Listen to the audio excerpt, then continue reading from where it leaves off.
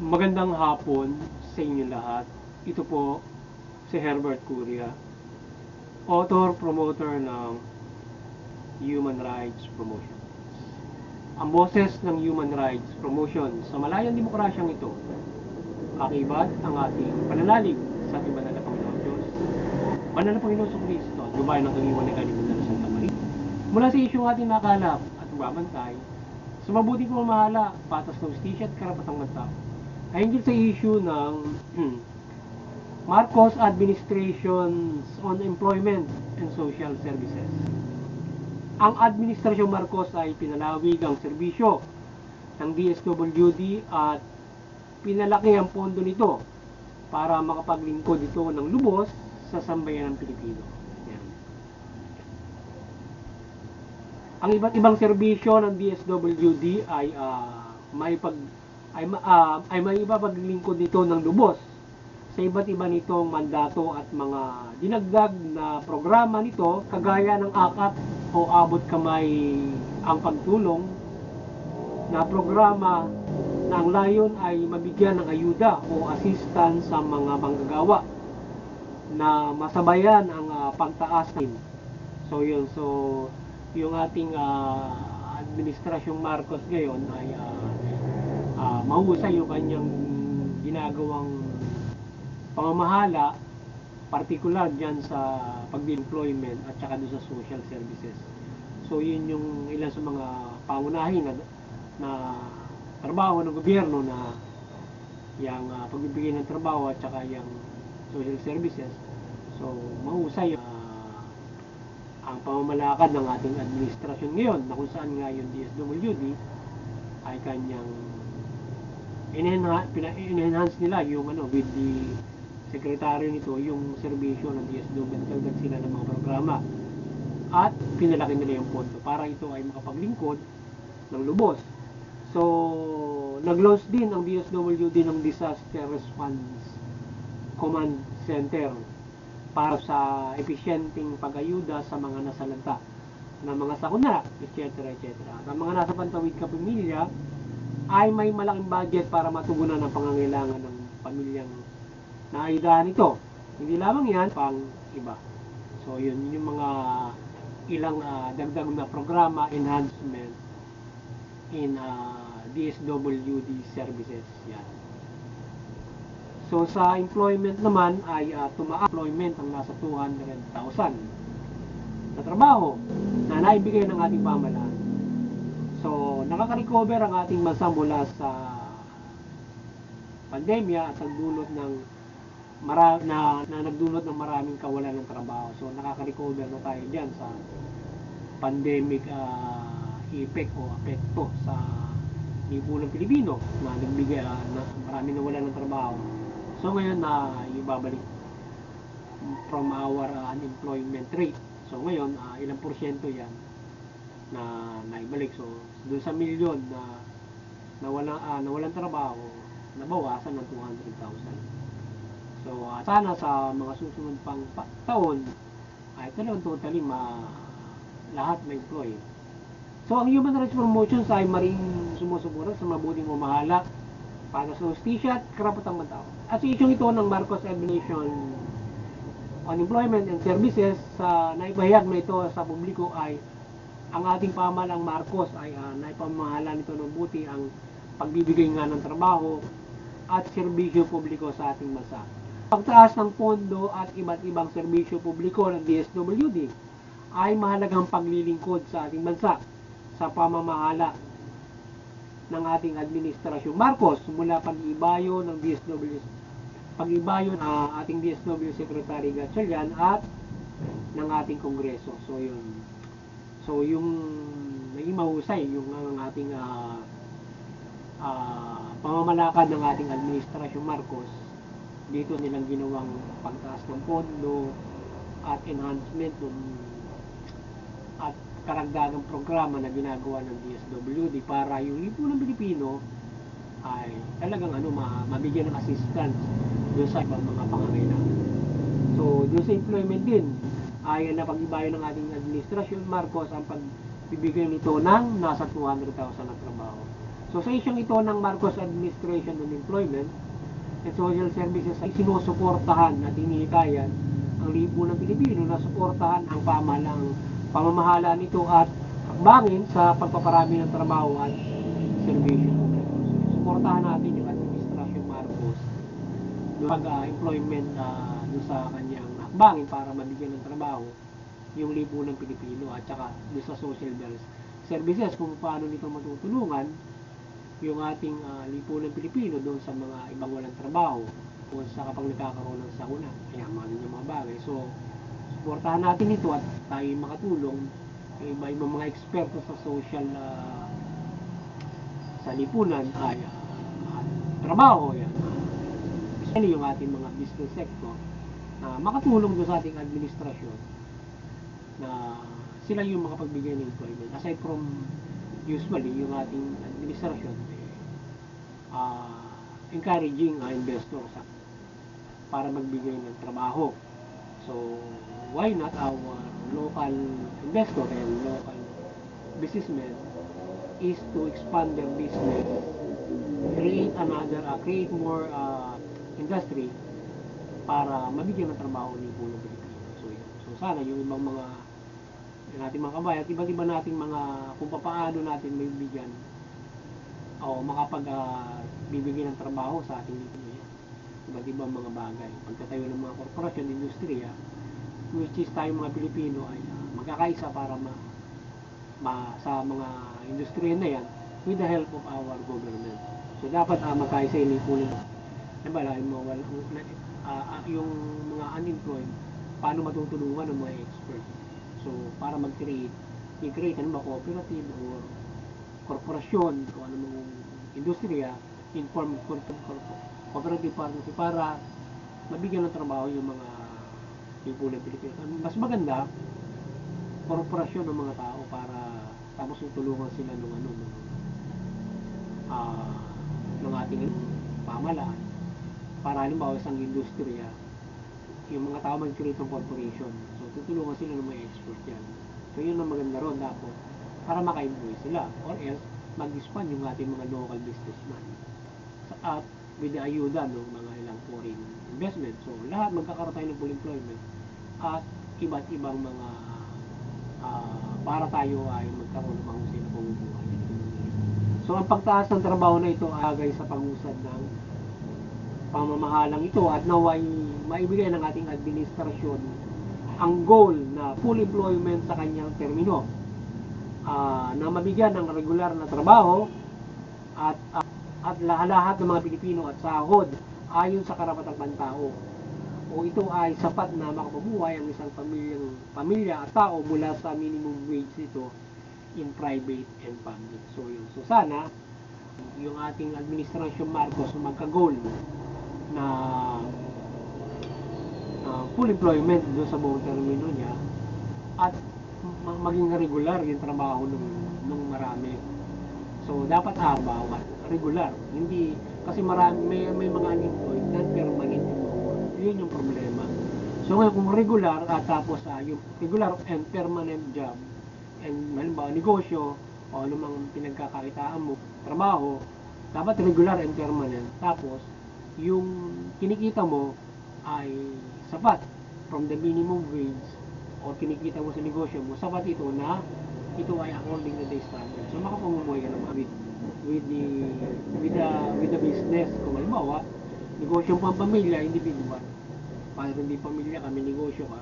So mabubuhay mo yung pamilya mo sa isang negosyo. Halimbawa, small scale business that or ikaw ay employed with the minimum wage, pero yung minimum wage mo makabubuhay ng pamilya yun. So yun ang pinakamaganda, like with the other countries na dapat nating magaya at tularan na kinumiya nila yung minimum wage na bubuhay ng pamilya kasi mataas doon sa iba't ibang bansa, kagaya ng Taiwan, kagaya ng Korea, kagaya ng Amerika, yan. Tapos Europe, matataas ang minimum wage doon, talagang sapat. Yung mga industrial country na yan, so nakapagbibigay sila ng sapat na sahod para mabuhay yung mga individual from the minimum wage. So kaya ngayon marami sa atin nag-abroad o OFW kasi yung minimum wage doon malaki. Yung kapag nga lang yung mga, halimbawa, ikaw ay helper, parang katulong ka, kaya kang pasweldohin ng minimum wage earner doon dahil dahil sa malaki yung sinasahod nila, nasa more than 50,000. Eh, yung halimbawa, mga katulong doon, yung sweldo 20,000 halimbawa, o di, kung ikaw ay nagtatrabaho may 30,000 ka pa or over pa ron, kasi kaya makakakuha ka ng ganong klase ng serbisyo, di ba? So kaya dapat kung ating minimum wage dito 40,000, 30,000, mga ganon, hindi makapumumuhay ka ng maayos with ilang anak mo, di ba? Lalo na kung single. So kahit pa paano, dapat yung ating minimum wage makapag-amortize man lamang ng bahay o pabahay program. Same time, kung meron ka naman sariling bahay, makapumumuhay ka na ng maayos, di ba? Ganun din kasi yung minimum wage natin, hindi ka man lang makapag-amortize ng bahay, hindi ka makakabili ng bahay sa minimum wage eh. Tapos yung ayuda talagang ayuda ng pamahalaan through our housing, hindi kaya nung main earner yun. So kaya dapat may programa yung ating pamahalaan, magkakaulam, trabaho, dapat regular, at yung minimum wage mo, kaya mong bumili ng pambahay from housing, sa ating housing department. Dapat ganun yun. Kasi yan ang dapat ang napag-aaralan ng pamahalaan. Kasi yung ating mga minimum wage earner, na halimbawa gawin mo regular, minimum wage, o nagkakaroon na konti, so dapat ganun ang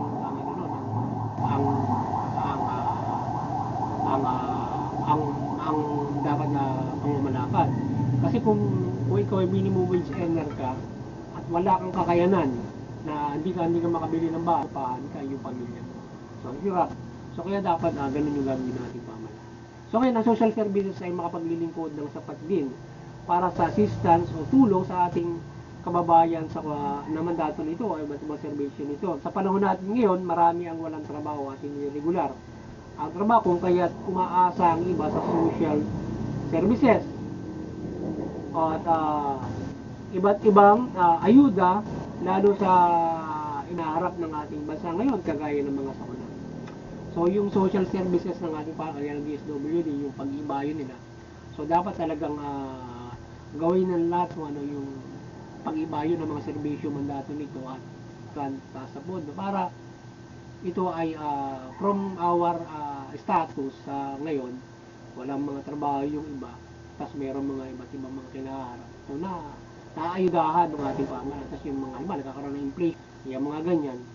Tapos yung ating namang minimum wage, hindi naman kaya yung ganong klase ng inflation. So kaya dapat yung DSWD as trabaho nito, so mapapatch nito yung maayudahan nga, ma-assistance mo.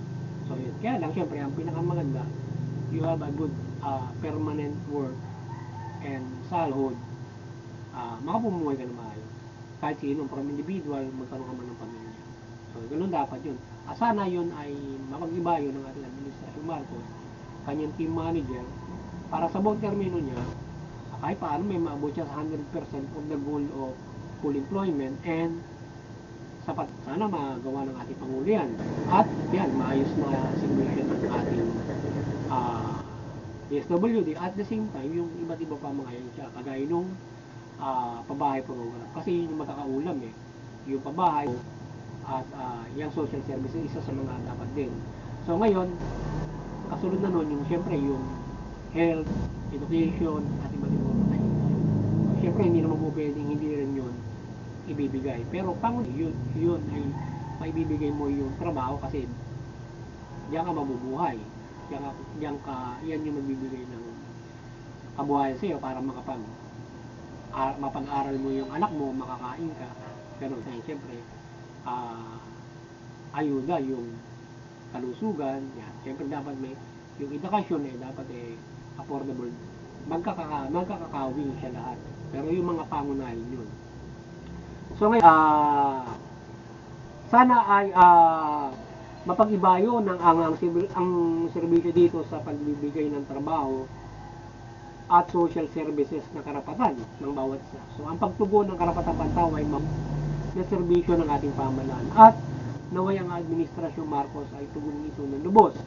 So ang pagpapala at gabay ng at gabayan ng Diyos at Panginoong Kristo ay ng ating banal na Panginoon Diyos at Panginoong ay igabay sa Administrasyon Marcos at maibigay nito o matugon ang karapatang pantao at kaunlaran ng bansang ito. So sana gabay ng ating banal na Panginoon Diyos, banal na Panginoon Kristo ng administrasyong ito magawa nito yung pamamahala para mabigyan nito ng magandang pamumuhay yung lipunan ng Pilipino and syempre protection yan from the government protect, pero higit sa lahat syempre yung siyang pumoprotekta sa ating lahat at syempre kanya pag-ibayuhin yung protection ng gobyerno.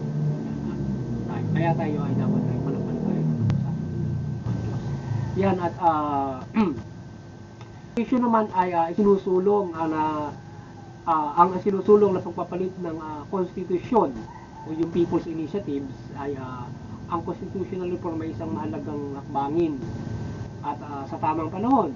Ini ang dapat na tamasahin ng mga tao sa iba't ibang balangkas ito. So yung may issue ngayon, constitutional reform, People's Initiative, parang may patalastas na nagpapatalastas ng constitutional reform o charter change.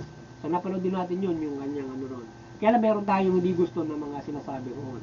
So ito dito sa sinusulong na pagpapalit ng konstitusyon, ay ang ating ay may hindi tayo sinasang-ayunan sa pagpapalit na nais nila kagaya ng termino ng presidente, halimbawa at place si presidente. At ang foreign policy na nais ito, etc. At ang issue sa EDSA revolution yan, at iba't iba pa. So sana ang tinating gusto halimbawa yung termino nung ating president, vice president, dapat fix talaga yon. 6 years at saka dapat hanggang 6 years lang. Kasi kung over doon, medyo or walang katapusan kasi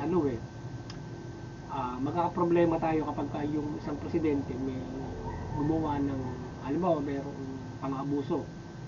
So magkakaproblema po ng Pilipino kapag siya ay non-limit yung term even the vice president. So kaya dapat may limitasyon.